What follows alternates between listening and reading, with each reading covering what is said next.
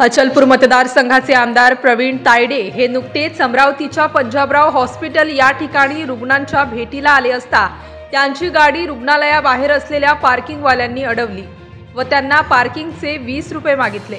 त्यानंतर आमदार प्रवीण तायडे यांच्या वाहनामध्ये बसलेल्या 2 समर्थकांनी सदर पार्किंगवर ड्युटीवर असलेल्या युवकाला सांगितले की ही गाडी आमदारांची आहे असे सांगताच पार्किंगवर असलेल्या युवकांनी गाडी सोडून दिली व आमदार प्रवीण तायडे हे रुग्णांची भेट घेऊन निघून गेले। मात्र हॉस्पिटलमधील शुभम भेंडे या युवकाने पार्किंगवर असलेल्या युवकाला बोलावून आमदार प्रवीण तायडे यांच्या विरोधात बोलण्यास सांगितले। यात पार्किंगवर ड्युटीवर असलेला युवक आमदार प्रवीण तायडे यांच्या विरोधात नेमका काय बोलला ते या व्हिडिओतून पहा। अचलपूरचे आमदार प्रवीण तायडे पंजाबरावला पेशंटला भेटायला आले होते आणि मला माहीत नव्हतं ते आमदार आहे म्हणून। मी त्यांना पावती मागितली पार्किंगची, तर ते मी आमदार आहे आणि शिवीगाळ केली त्यानं आणि माझ्या अंगावर हात उचलला। नंतर जनविकास न्यूजच्या माध्यमातून या घटनेसंदर्भात सत्य घटना काय या संदर्भात थेट पंजाबराव हॉस्पिटल गाठले।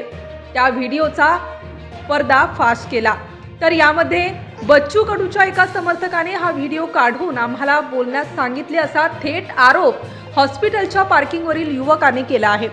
विधानसभा निवडणूक पार पडली, मात्र आता विरोधकांना आमदार प्रवीण तायडे यांचा विजय हा पचत नसल्याचा आरोप केला जात आहे। काही नाही, ते आले होते, मला माहित नाही ते आमदार आहे म्हणून। मी त्यांना 20 रुपये मागितली पार्किंगची, ते म्हणत होते आमदार आहे म्हणून। म्हटलं ठीक आहे। त्याच्या गाडीतून 2 पोरं उतरले, रिमोट होतं त्या टाक्यामध्ये तिथं।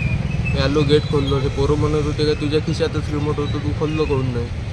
बस। काय बोलले मग? काय शिवीगाळ काय केली? शिवीगाळ काय केली? काय बोलले तुला? शिवीगाळ नाही केली। शिवीगाळ नाही केली। तुझा जो व्हिडिओ काढला तुला कोण सांगितलं बोलाले? त्यांना सांगितलं। काय रे ना? शुभम भेंडे। शुभम भेंडे। शुभम भेंडे कोण आहे? काम करने वाला है। तुमचं काम कर राहता रुग्णसेवक आहे। आता हे नवीन आहे, याला काय माहित नाही, त्यांना सांगितलं आता मला नवीन हा, म्हणजे तो माहित नाही कोण आहे। त्या शुभम भेंडेने तुला सांगितलं का असं असं बोल म्हणून? अशाच वेगवान घडामोडी पाहण्यासाठी आमच्या चॅनलला लाईक व सबस्क्राईब करायला विसरू नका।